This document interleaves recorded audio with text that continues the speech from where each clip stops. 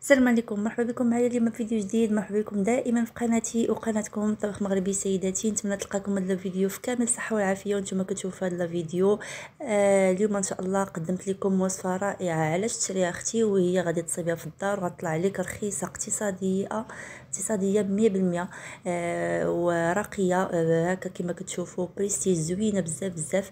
الوصفه سهله بزاف، والمكونات بسيطه. ودائما كنقول لكم الا كنتو كتشوفوني اول مره في القناه ديالي اختي ولا خويا، دعموني بلي لايك ولي كومونتير واشتركوا معي في القناه باش يوصلكم كل ما هو جديد، فضلا طبعا وليس امرا الى عجبكم المحتوى ديال القناه.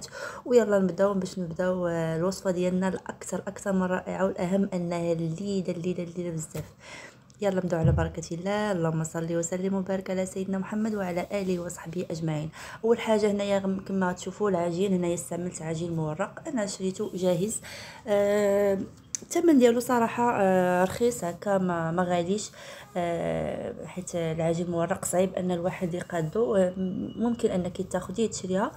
هنايا كانت هنايا جامده، خليتها حتى شويه ديكونجلات شويه، وحطيت هنايا من بين واحد جوج ديال ورق الطبخ، بابي كويسون صافي. وغادي نبدا ندلك فيها بحال هكا، نبسط العجين ديالي بالشكل اللي بغيت. هنايا الا شفتوا العجين ديالكم، انا من الافضل انكم ديروا هذا الباب كويسون. كما كتعرفوا ان العجين ديال كيكون العجين كيكون كيتلصق. هنايا علاش درت هاد لي بابي كويسون هكا، باش كيساعدوني حتى باش انني كنبسط العجين بكل سهوله. هنا كما كتشوفوا خديت الحلال او الدلاك وبديت كنبسط العجين ديالي. غنبسطها تقريبا غيكون السمك ديالها واحد هكا نص سنتيم تقريبا، ما غاديش نرقوها بزاف باش هكا طلع لينا العجين في الفرن. صافي كما غتشوفوا غنستمر هكا حتى نبسط العجين ديالي ونطلقها.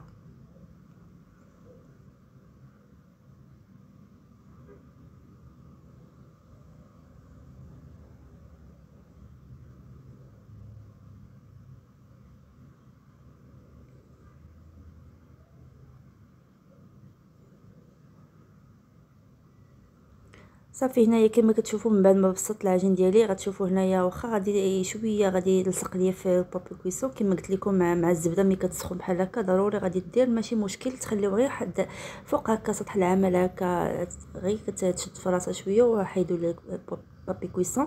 صافي وغادي نشد هاد القطع. هنايا الاشكال اللي بغيتي نتي حره ديريهم، انا حبيت نديرهم هكا بريستيج شكل صغير، باش هكا الا بغيتي ديري شي بلاطو هكا حضوري ولا عندك ضياف كيجيو راقيين صراحه والله العظيم، حتى كيجيو راقيين. زوينين في الشكل ديالهم وحتى في المذاق ديالهم. هنايا حبيت نديرهم هكا مستطيلات صغيورين ولا مربعات اللي بغيتي. صافي كنقطعهم هكا، نحاول انني ندير اشكال متساويه.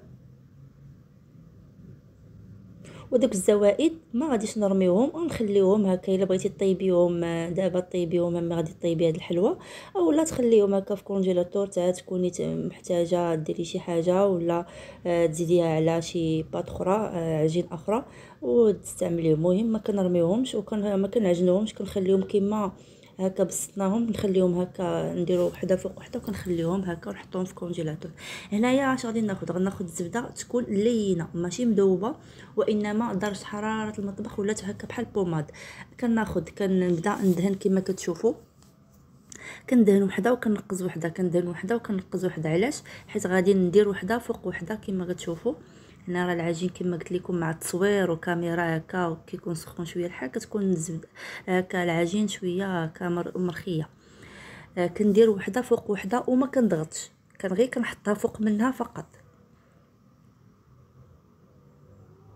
شفتوا الزبده تكون غير هكا بوماد كما قلت لكم. صافي وكندير لها بحال هكا وكنخليها.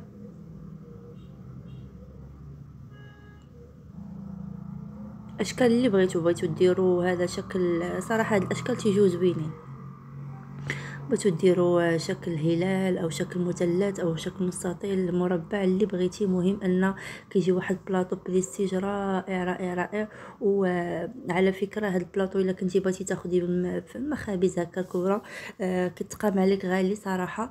الا جيتي تحسبي هكا شحال باش غادي تقداي هاد المكونات وغادي تصايبيهم في الدار وغتهربي من ضيافك صراحه كيجيو راقيين. سمعوني كيجيو راقيين بزاف بزاف. كيتقاموا رخاص والشكل والمذاق كلشي زوين فيهم. حبيت نبارطاجي معكم هاد الفكره هكا. الا كان عندك شي مناسبه وبغيتي ديري هكا كتشهي انك ديري بحال هاد الوصفات وكيجيوك هكا مثلا غاليين انك تشريهم وفي استطاعتك انك تحضريهم. هنايا من بعد ما صيبتهم هكا قديناهم وستفناهم في اللاطا كما كتشوفوا الشكل هكا ديالهم كيجيو راقيين زوينين. هنايا الفران كيكون سخون على درجه حراره 200.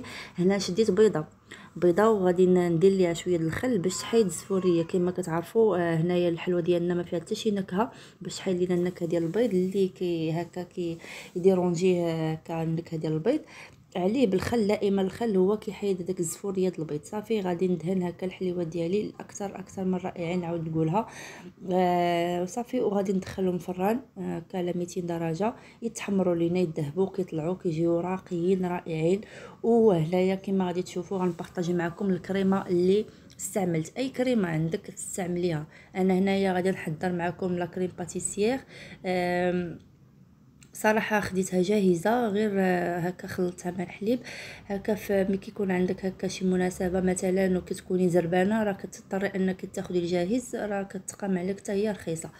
صافي انايا غادي نديك وغادي ندخلهم هكا للفرن باش يطيبوا لينا. وفي هاد اللحظات غادي نمر باش نوجدوا معكم الكريمه ديال باتيسير. كريمه باتيسير هنايا غنستعمل واحد نصف لتر حليب. وهنايا غادي نستعمل هكا كتشوفوا كريم باتيسير غادي نستعمل واحد 4 معالق ديال الكريمه في هاد نصف لتر حليب باش تكون هكا شويه عاقده. هنايا كنكهه غادي نزيد ليها واحد ساشي ديال سكر فاني. والسكر انا استعملت 2 ملاعق فقط على حساب نتوما الحلاوه اللي كتبغيو. ولكن صراحه 2 ملاعق كتجي هكا زوينه ما كتجيش داك الكريمه حلوه بزاف كتجي زوينه موين. صافي غنحطها على النار ونخليها. وضروري هنايا كنستعمل كما كتشوفوا كملعقه خشبيه حيت ما تستعملوش هكا. الا كان عندكم لافويك الطراب اليدوي ديال اينوكس ما تستعملوش مع اينوكس. دائما كنقولها الا كان عندكم كبلاستيك ماشي مشكل ولكن احسن خشب. هنايا الكريمه ديالي عقادت هكا طابت لينا. صافي غنحطها هكا في واحد الاناء. ضروري نحطوها هكا في واحد الاناء وغادي نحاولوا نغطيوها ونخليوها حتى تبرد. نديروها هكا السلوفان وداك السلوفان كنبسطوه على الكريمه مزيان مزيان باش ما يدخلهاش الهواء باش ما ديرش لينا داك القشره قشره قاصحه من الفوق كما كتشوفوا. صافي هذه الكريمه. الا ما عندكش كريم باتيسير وعندك كريم شونتيي حتى هي ممكن انك ديري واحد هكا ساشي ديال الكريمه كريم شونتيي مع واحد الكاس بارد بزاف ديال الحليب وكتطلع الكريمه ديالك. ها هما الحليوات ديالنا جاو رائعين مذهبين وجاو منفوخين. يقدروا يتنفخوا حتى اكثر من هكا الا كانت هكا كالعجين كتكون طريه بزاف كتكون كيطلعوا اكثر من هكا. صافي هنايا غادي نشد الحلوه ديالي غادي نقسمها على جوج وغادي ناخذ واحد الجيب حلواني كما كتشوفوا. وداك الكريمه ديال الكريم باتيسير شديتها بحال هكا كنحاول نزين بها هكا الحليوه ديالي كما كتشوفوا.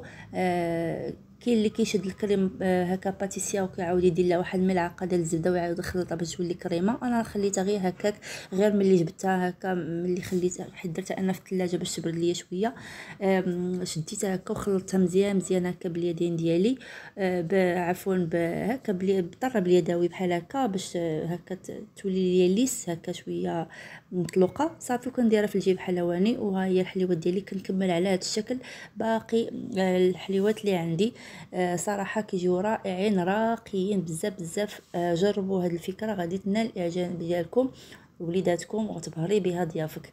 كما كتشوفوا كيجيو راقيين ومازال غادي نكملوا التزيين كما شفتوا في اول الفيديو. هنايا شديت هنايا من بعد ما كملتها كامله خديت واحد الوريضه هكا بالكريمه نفس الكريمه كما كتشوفوا. وهنايا عندي كزينه اي حاجه عندك بغيتي تخليها غير هكاك، بغيتي ديري غير، انا عندي كانوا عندي هاد رقائق ديال الشوكولاته حبيت نديرها اليوم هكا في الجناب، واكتفيت بهاد الشوكولاته، واكتفيت حتى عندي فيرميسيل او حبيبات الشوكولاته السوداء حتى هي درتها ليها شويه بحال هكا. ممكن انكم تستعملوا اي حاجه، او لا عندكم فواكه فريز ولا هكا، مهم اي فاكهه، تفاح هكا، غير غديروا التفاح ولا البنان، ضروري انكم ديروا ناباج باش ما يكحلش لكم.